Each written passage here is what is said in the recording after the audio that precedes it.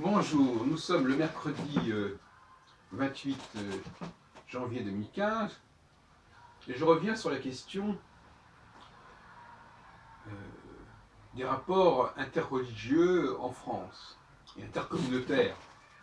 Parce que finalement, ce n'est pas que sur le plan religieux. Il est clair que la langue, la culture, le look, la race au sens de la couleur, de l'apparence, de faciès, sont des éléments constitutifs qu'on ne peut pas isoler, qu'on ne peut pas séparer. Il est clair que la visibilité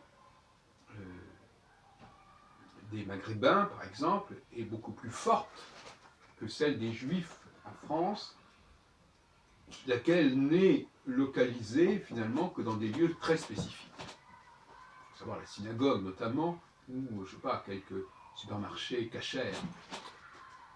Il est loisible à tout juif de ne pas fréquenter ces endroits. Donc par conséquent de se fondre dans la population. Il y a aussi la question de la langue, la façon de parler, l'accent, les prénoms, tout ça sont des éléments significatifs, plus ou moins évidents dans telle et telle communauté.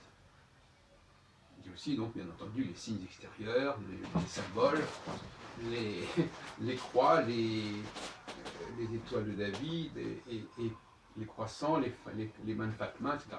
Donc tout ça, ce sont des éléments que l'on peut mettre ou pas, que l'on peut mettre en avant ou pas.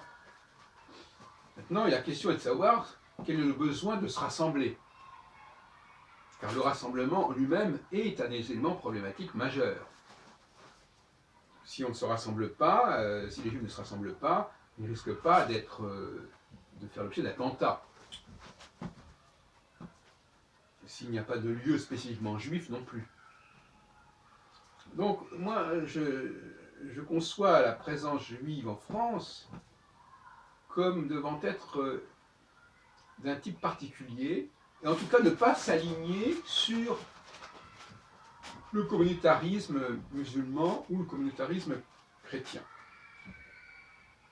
C'est une question de bonne foi.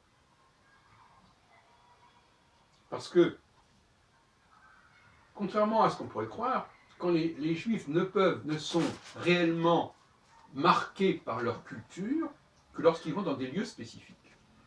Alors que pour des chrétiens, et notamment pour des maghrébins, c'est leur vie quotidienne, c'est leur présence quotidienne dans la cité, c'est leur relation quotidienne au niveau social qui les marque, et pas spécialement le fait d'aller à la mosquée.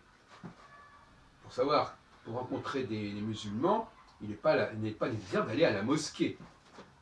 D'ailleurs, la plupart d'entre eux n'y vont pas. De même que la plupart d'entre les juifs n'y vont pas non plus à la synagogue.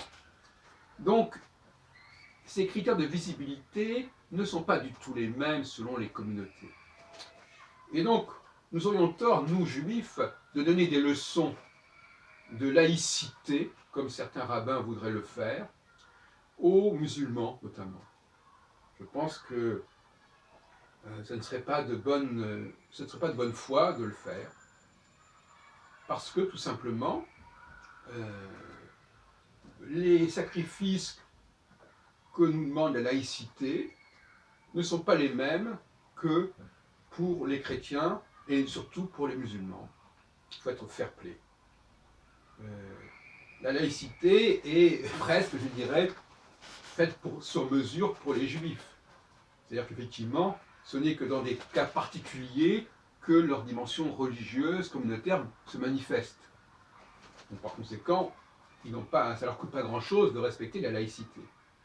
Pour d'autres populations, où ils sont immergés dans une civilisation chrétienne, où ils sont marqués physiquement par leur façon de parler au quotidien, ça n'est pas du tout le même enjeu. Ça l'était davantage autrefois. Quand il y avait beaucoup de juifs étrangers en France, on les reconnaissait facilement par leur habillement, par leur façon de s'exprimer. Mais aujourd'hui, la laïcité juive, c'est une plaisanterie, parce que je veux dire que ça ne pose aucun problème. Rien n'est plus facile que d'être dans la laïcité. Je ne parle pas de la question des juifs laïcs, c'est encore d'autre chose, qui est... parce que même les juifs religieux prônent la laïcité, puisque la laïcité laisse entendre qu'on peut pratiquer dans son coin de manière modeste, limitative, sa religion. Les juifs laïcs, eux, ils ne pratiquent pas la religion, mais ils se revendiquent néanmoins comme juifs. Alors, bon, c'est aussi une façon de faire qui n'est pas toujours très claire d'ailleurs. Moi-même, j'ai suivi cette mouvance assez longtemps. Il y a bien entendu des réunions, des colloques, des choses comme ça, bon, des conférences. Mais il y a des centres qui sont effectivement juifs, laïcs, et qui peuvent tout à fait être la cible d'attentats. Je ne vais pas donner de nom, mais enfin, il y a des endroits qui sont... C'est quand même des lieux communautaires. Et ce sont des lieux qui sont donc exposés, et comme je le disais l'autre jour, finalement, en cas de menaces terroristes et antisémites, il vaut peut-être mieux ne pas fréquenter ces lieux, je le dis très clairement. D'autant plus que la dimension grégaire n'est pas un élément, à mon avis, essentiel du judaïsme du XXIe siècle. Elle ne l'est pas au niveau de la synagogue, elle ne l'est pas au niveau des rassemblements juifs, elle ne l'est pas au niveau de l'État d'Israël. Ce sont là des cas particuliers qui ne sont pas impératifs. Nous l'avions déjà dit en 1978, il y a 37 ans, quand nous avons fondé le Cercle d'études et de recherche sur l'identité juive, les modèles synagogal et sionistes ne sont pas impératifs. Mais pas davantage les modèles de rassemblement laïque dans tel et tel endroit. Ou les salons de ceci ou les salons de cela. Pourquoi? Parce que ce qui caractérise la judéité, sinon le judaïsme, c'est justement la dimension individuelle.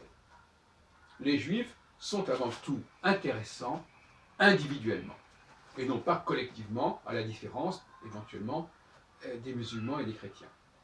Donc je me retire par certains côtés de certaines problématiques, mais j'en ouvre d'autres, qui ne sont pas forcément évidentes non plus. Mais je veux que le problème soit posé là où il doit être posé. On sait très bien que l'antisémitisme signale une présence excessive de juifs dans certains milieux, les médias, ceci ou cela. Mais il ne signale pas des rassemblements juifs, où les gens se seraient donné le mot pour se retrouver à tel endroit, à tel lieu. Non, il dit simplement qu'il y a une présence juive, qui ne se dit pas forcément comme telle, mais qui est, bon, on constate d'après le nom, d'après ce que les gens sont juifs, d'origine juive. Alors là, effectivement, là, il y a un vrai débat. Là, il y a un vrai débat. Mais on ne va quand même pas interdire aux juifs, au nom de la laïcité, de réussir dans tel et tel domaine intellectuel, économique, etc. Donc là, alors là, il faudrait repenser totalement la laïcité. Si maintenant les individus n'ont pas le droit de s'exprimer et de se réaliser et de s'épanouir dans leur domaine, alors là, où va-t-on? Eh bien, c'est bien là qu'en fin de compte, le vrai non-dit du débat. On voudrait que les juifs, c'est un peu la théorie des quotas qui était pratiquée dans tel et tel pays, n'est-ce pas? Il y ait moins de juifs à l'université, comme on l'a fait pendant très longtemps en URSS notamment, moins de juifs dans tel et tel. On ne va quand même pas faire de la discrimination de ce type en interdisant une certaine proportion de juifs dans tel et tel milieu professionnel. Là, ça sera quand même un autre sujet. Alors si c'était vraiment à ce point-là, là, effectivement, la présence juive en France serait insupportable.